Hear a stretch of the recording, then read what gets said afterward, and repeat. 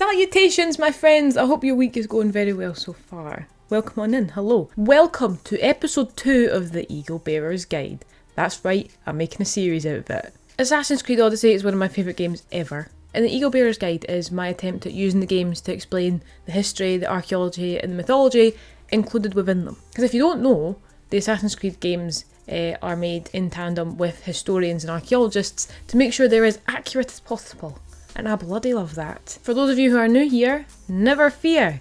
I am a recent graduate of the University of Edinburgh, graduated with a degree in archaeology and ancient history, and I am currently doing my masters in classical art and archaeology. So I know stuff, Laurie.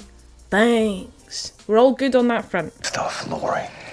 Thanks. Episode 1 was of course my love, my cine, which is included in Assassin's Creed Odyssey. My dissertation topic, as you all well and truly know by now. But this time we're taking a little trip back in time to Eleusis.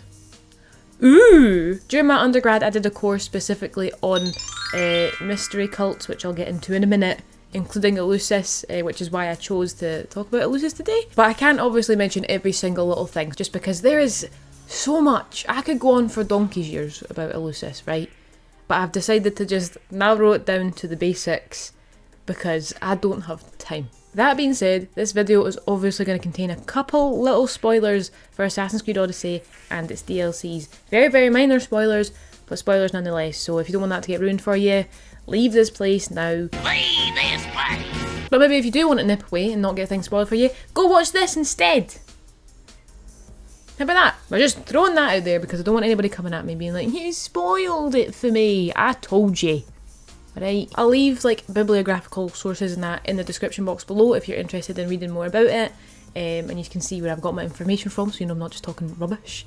But a lot of it is also from class notes and stuff. So there is a lot just in my noggin or in my class book. But I'll try my best to give you some online sources that are good. And if you have any questions or if you'd like even more further reading like actual books and that, please just raise your hands in the comments below and I will supply you with answers if I can.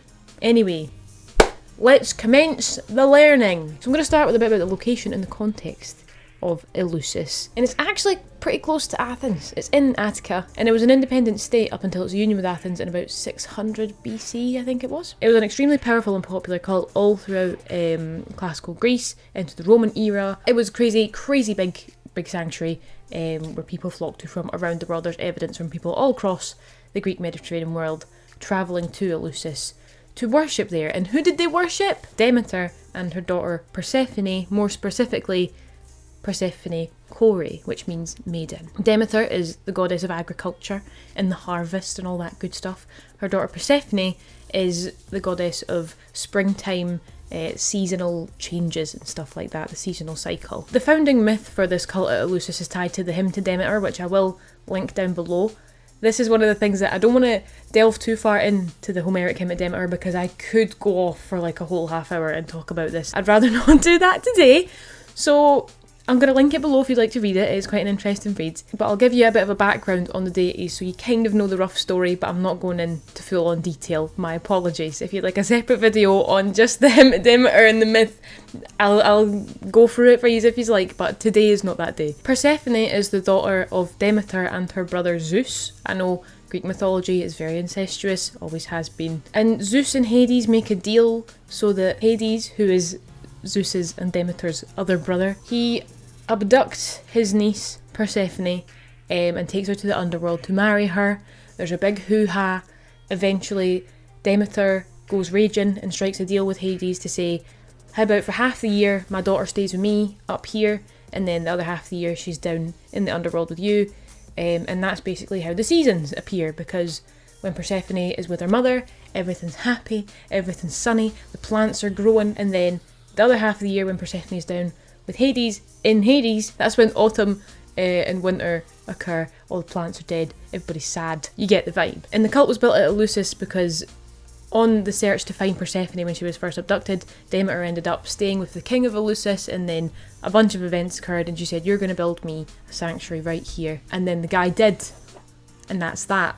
Without going into too much detail. A spoiler alert for the Fate of Atlantis DLC. Persephone and Hades are actually included in the DLC, along with a bunch of other deities. I had the biggest fangirl moment Like, actually, I was beside myself. I like their representations in the game, but I don't love them. Persephone I'm more okay with. Persephone is bitter and beautiful, which I quite like considering all the stuff she's been through. Kind of suits her. They kind of make her to be a little bit of a baddie, and I'm like, ooh. I should be calling her Kore for the use of Eleusis. I'll tell you more about that later. Am I blurry? My name is Blurry Face. There we go. I feel quite sorry for Persephone. She's got a special place in my heart. And Hades is also cool.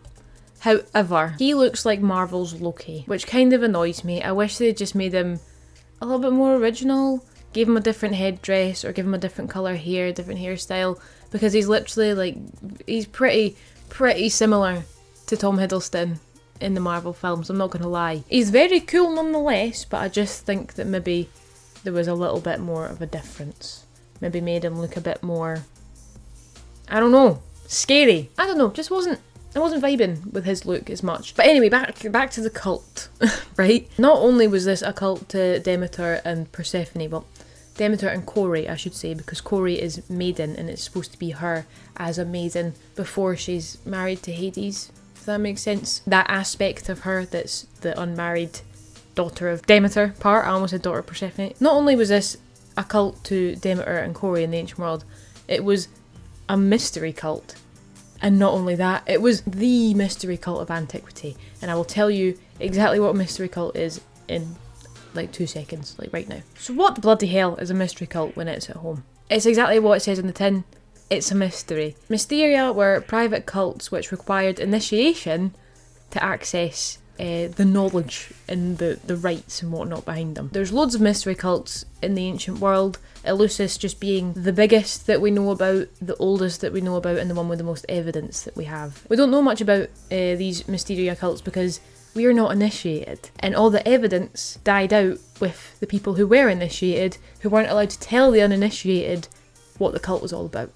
But we do know bits. But the cult to Demeter and Kore at Eleusis was the mystery cult that kind of set the precedent for most other ancient mysteria. They all kind of follow the same path set first at Eleusis, and they all take the same kind of aspects and whatnot. So the specific Eleusinian mysteries started off as an agrarian cult for the harvest and for agriculture, all that good stuff to try and make sure your crops are going to grow. The majority of mystery cults also had some sort of like fast pass to the afterlife, or like if you join our cult and you do our initiation, you're gonna get a good afterlife. Cult to Demeter and Kore had a festival which celebrated every September, October time, around the time of harvesting and all that kind of fun. And after the union of Eleusis and Athens, a ritual procession. Well, the procession might have existed before Athens took control of Eleusis. The procession went from Athens, like the city of Athens, all the way out to the sanctuary at Eleusis. People would walk the whole way. I mean, that's what a procession is. They would take all of their crops and such, their wheat, their barley, their dedications, not their entire crop, of course, but a portion of it would then be dedicated to Demeter and Kore. We don't know much about the activities within this procession, but we know from the Ninian tablet that it most likely involved carrying torches. The Ninian tablet, just a little sidebar, I love this. It's a funerary stone of Ninian, who was a female initiate of the cult, and her tombstone just basically says, I was an initiate, I carried the torch, I did this, I did that. Kind of gives rough ideas of kind of stuff that we're doing, and it's got this little procession image on it of presumably Ninian leading the people to Demeter and Kore on the stone. Of course, Demeter being the goddess of agriculture, that's a direct link to all the wheat and stuff, and their way of showing that in the game was to cover the sanctuary in wheat, little wheat fields. It's so cute. I don't know if the sanctuary was actually like that at the time when it was actually functioning. I don't know if they had all these fields and stuff. I know that people used to bring crops that they'd already gathered to the cult space. Don't know about them growing it on site, but I mean, maybe. The site of Eleusis in the game as well is kind of similar to Mycenae in the way that I don't think it's actually central to any of the main story plots. With Mycenae, you don't go there at all for any sort of quest line or anything. There's really nothing there. They've just included it for the sake of including it, which warms my little heart. Eleusis, spoiler, kind of, you go there to meet and talk to somebody. You go and speak to Alcibiades, the Raj. When I first went and spoke to him, I didn't even realise where I was, because it's not like, go to Eleusis, go and see Alcibiades and talk about this. It's just like, go see him. It's the same as Mycenae, where they've put all that effort in to put it into the game, but they've not emphasised it. Right, so now I want to talk more about the actual archaeology and how they've incorporated that and what we know about the physical structures and incorporate that into the in-game recreation. The main point that I want to talk about is the telesterion, which I am so happy they included. So basically this structure, this is where the magic happened. This space was limited to only initiates, and then within the telesterion there was also the anachroton? Something, I don't know if I'm pronouncing that right, but there's another smaller structure where only elite initiates / maybe like the priests were allowed. So we barely know anything about these structures, but also because inside we actually have no idea. We have no idea what happened in there, what went on, what was in it, because the uninitiated weren't allowed, and the initiates weren't allowed to tell anyone what was in there. So we have no idea what went on inside this tiny wee room. However, we can of course speculate, which is an archaeologist's favourite thing to do. It was most likely a place where the rituals and the rites would be carried out, perhaps where the initiates were actually initiated into the cult. We know as well that they had some sort of drinking ritual, and in the hymn to Demeter, Demeter wants a drink of, it's like a barley water, it's like a barley cocktail, basically. So maybe they drank that in there. Maybe it was a bar. Maybe it was a bar. The cult bar. Yeah, that's it. So of course we have a little bit of insight, but not quite as much as we would like, because we are not privy to that information. I don't think anybody is anymore in this day and age. So just to wrap all that up for you, that little whistle stop, whatever that was supposed to be, basic tour of Eleusis via Assassin's Creed Odyssey. Eleusis was one of the most venerated cults in all of Greek religion until the end of paganism and the rise of Christianity. Once again, Assassin's Creed Odyssey has included some heckin' fine details that to the average gamer would just be glossed over, but to little old me, I start to cry when I see them in game because I'm so happy about the detail. But this was by no means extensive. I could, like I have said about 3 times now, go on about Eleusis for at least half an hour. Like I said at the start as well, I will leave a bibliography in the description box below, and also of course feel free to ask for, if that bibliography is not extensive enough for you, please feel free to just ask away in the comments, and I will supply more if you'd like. Thank you so much for watching. I hope you really enjoyed that. Alongside the bibliography there will be links below to all of my other social medias, including my Discord. If you'd like to pop in there, maybe you're too shy to put a big public comment, you can happily hop in our Discord and ask questions there. There's also a link in my description to my Twitch if you'd like to go over there and watch me play some silly games and do Duolingo stuff and get scared at amnesia at the moment. I also like to talk about archaeology and stuff on the stream, so if you want to ask me live, I'm over there every Thursday and Sunday, and sometimes at other points during the week, just depending on how uni is. If you are ever so inclined, please feel free to pop along. But yeah, Instagram and all that's also down there. Don't forget to subscribe for more Eagle Bearer's Guide in the future. I've got big plans for this, and I do other silly things during the week as well. I don't just do archaeology.